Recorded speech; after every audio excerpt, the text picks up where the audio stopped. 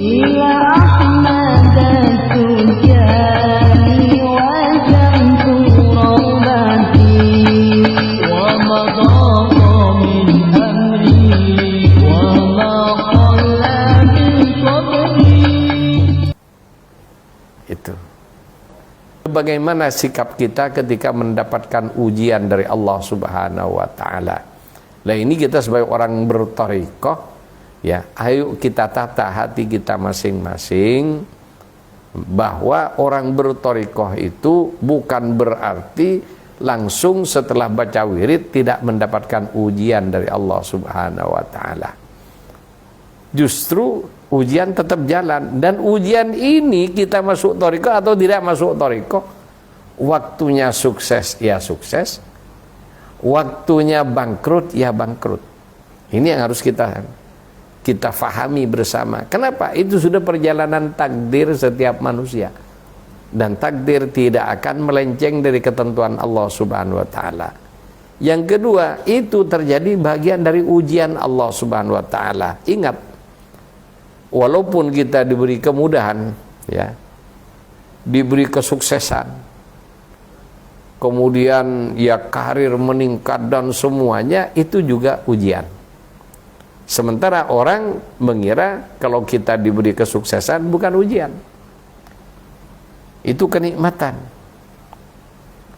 Sehingga ya disinilah banyak orang celaka. Karena apa? Tidak tahu kalau nikmat Allah itu adalah ujian bagi mereka. Sehingga dalam menyikapi nikmat Allah, banyak orang yang lupa bersyukur kepada Allah Subhanahu wa taala. Kemudian yang dianggap ujian oleh orang-orang hanyalah ketika mendapatkan musibah, baru merasa diuji. Nah, ketika dapat nikmat, merasa dapat karunia. Ini orang yang tidak ngerti, orang yang tidak ma'rifah kepada Allah dan af'alullah. Sehingga ketika dapat nikmat merasa karunia, ketika dapat ujian merasa musibah, merasa lagi dijauhi oleh Allah, lagi dimurkai oleh Allah. Padahal tidak seperti itu hakikatnya. Justru orang itu ketahuan imannya ini benar setelah diuji dengan kesulitan-kesulitan. Mari kita lihat sejarah para nabi. Tidak ada nabi yang aman dalam hidupnya. Setiap hari dalam kondisi tidak nyaman, setiap hari dalam kondisi tidak aman. Bagaimana Nabiullah Ibrahim? Ujiannya sepanjang hidup diuji oleh Allah. Bagaimana Nabi Musa? Bagaimana nabi-nabi yang lain? Bagaimana Nabi Ayub 20 tahun badannya busuk, ya, kena penyakit yang ya seluruh badan itu ya bernanah dan lain sebagainya, yang sangat berat dan tidak mungkin kecuali Nabi bisa menanggung ujiannya. Sampai Nabi kita Rasulullah Sallallahu Alaihi Wasallam, kita lihat sejarahnya, yang ada setiap hari adalah ujian dan ujian, musibah dan musibah. Ini yang pertama. Sehingga kalau kita berthariqah dapat musibah, bukan berarti Allah benci kepada kita, bukan berarti Allah membuang kita. Bisa jadi musibah itu bagian dari caranya Allah mendekatkan kita ke hadrahnya.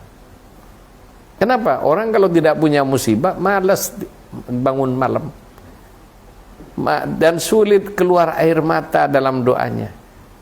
Tapi orang kalau sudah kena musibah, air matanya akan banjir dalam doanya. Tiap malam terbangun. Kenapa? Ingat utang, ingat tagihan, ingat tekanan dan lain sebagainya. Maka dia sudah tidak punya jalan kecuali hanya sujud kepada Allah Subhanahu wa taala. Itu diantaranya. Kenapa? Itulah manusia kalau tidak punya musibah, malas sujud kepada Allah. Bahkan ada orang ketika dapat musibah, dan ini Quran yang menyatakan ketika dapat musibah sujud kepada Allah, berdoa. Selesai musibahnya seperti orang yang tidak pernah sujud, seperti orang yang tidak pernah berdoa kepada Allah, langsung kafir, ingkar kepada Allah, dan tepuk dada dengan nikmat yang didapat. Itu bahayanya. Ini para pemirsa rahimakumullah, ya. Orang yang dapat musibah dari Allah itu sebenarnya berada dalam posisi yang sangat dekat Akan tetapi posisi sangat dekat ini sangat berbahaya juga. Kenapa? Kalau salah adab kita kepada Allah, kalau salah adab kita kepada Rasulullah sallallahu alaihi wasallam, ya termasuk juga ketika kita ya dekat dengan cucu-cucu Sayyidi Syekh radhiyallahu an. Jangan enak-enakan. Kenapa? Ya mereka di luar kesadaran mereka bisa nguji kita. Ketika mereka sudah menurut pikiran kita berbuat sesuatu yang tidak sesuai lah dengan kebesaran, dengan nama besar. Jadi itulah para ikhwan rahimakumullah yang harus kita ketahui bersama. Kemudian yang harus juga kita camkan dalam hal ini adalah ketika kita dapat musibah, ingat musibah itu ujian. Sebagaimana kita diuji ketika kita sekolah. Nah ini, karena kalau tidak akan dapat ijazah tidak ada ujian. Ketika tidak ada kenaikan kelas tidak ada ujian. Menjelang kenaikan kelas ada ujian. Pertengahan semester ada ujian. Akhir semester ada ujian. Akhir tahun ada ujian. Termasuk ya di kelas akhir, kalau SD kelas 6 ada ujian nasional dan macam-macam. Kalau SMP kelas 3, SMA kelas 3, itu ada ujiannya. Dan setelah ujian ada ijazahnya. Dan orang ya senang ketika dapat ijazah. Para ikhwan rahimakumullah, oleh karena itu inilah hakikat kehidupan. Dan ujian itu tidak akan selesai, tidak akan berhenti kecuali yang diprogramkan dalam ujian sudah terlaksana semua, sudah selesai semua. Ada ya kalau ujian akhir ada ujian praktek, ada ujian tulis, ada, semua olahraga harus ada prakteknya, agama harus ada prakteknya, IPA ya. Ketika kita bahas fisika, kimia, biologi, ada ujian prakteknya. Ya. Sehingga ya kita akan mendapatkan kondisi yang sangat sulit dan lain sebagainya.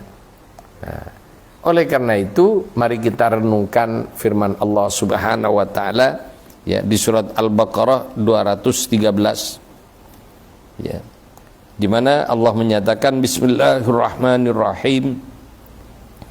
Am hasibtum an tadkhulul jannata walamma ya'tikum mathalul ladzina khalau min qablikum massathumul ba'sa wad-dharra wa zulzilu hatta yaqula ar-rasulu wal ladzina amanu ma'ahu mata nasrullah ala inna nasrullahi qarib.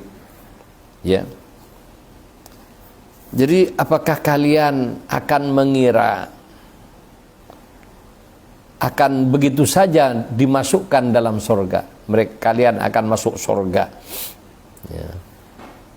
Walamma ya'tikum mathalul ladzina khalau min qablikum, sementara kalian belum mengalami apa yang dialami oleh orang-orang sebelum kalian, baik dari para nabi dan umat para nabi. Massathumul ba'sa wad-dharra wa zulzilu, di mana umat-umat terdahulu mendapatkan kesulitan-kesulitan, mendapatkan kesengsaraan-kesengsaraan, termasuk goncangan.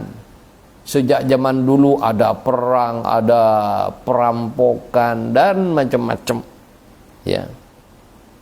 Kemudian saking banyaknya musibah dan itu terjadi kepada para nabi dan umatnya, hatta yaqular rasul walladzina amanu ma'hu, sampai para rasul dan orang-orang yang menjadi pengikutnya, yaitu para umat mereka, bertanya, mata nasrullah, kapan ya pertolongan Allah?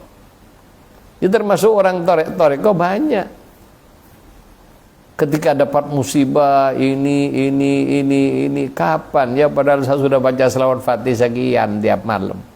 Saya sudah baca Quran sekian tiap hari. Saya sudah hataman Quran sekian, sudah baca ini, baca itu dan lain sebagainya. Kemudian ala inna nasrullahi qarib. Ingatlah, sebenarnya pertolongan Allah itu sudah dekat. Ya, pertolongan Allah itu dekat. Cuma orang kalau lagi kesulitan, orang kalau lagi sakit, sebentar itu rasanya lama. Berbeda dengan ketika kita dapat kemudahan, lama terasa sebentar. Ya contohnya ketika kita sakit. Maka sakit 3 hari ini jadi warta berita kemana-mana. Ditelepon temannya bilang, aduh saya sakit. Berbeda dengan kalau kita lagi dapat duit banyak, ditelepon temannya, tidak akan ngasih tahu kalau lagi dapat duit. Takut dipinjam dah, takut ini dan lain sebagainya. Ngumpet kalau dapat nikmat. Tapi begitu dapat musibah, wah tersebar kemana-mana. Nah itulah manusia. Dan ini kenyataan hidup. Nah, kemudian yaitu ketika kita pada puncak goncangan-goncangan. Dan ini terjadi pada Nabi dan Rasul termasuk umat-umat terdahulu. Dan kita pun sebagai umat Rasulullah akan pernah mengalami kondisi seperti ini. Terus bagaimana? Ya, Allah hanya menyatakan dalam Al-Quran, la in syakartum. Ya, ketika kamu dapat nikmat dan bersyukur kepada Allah, la azidannakum.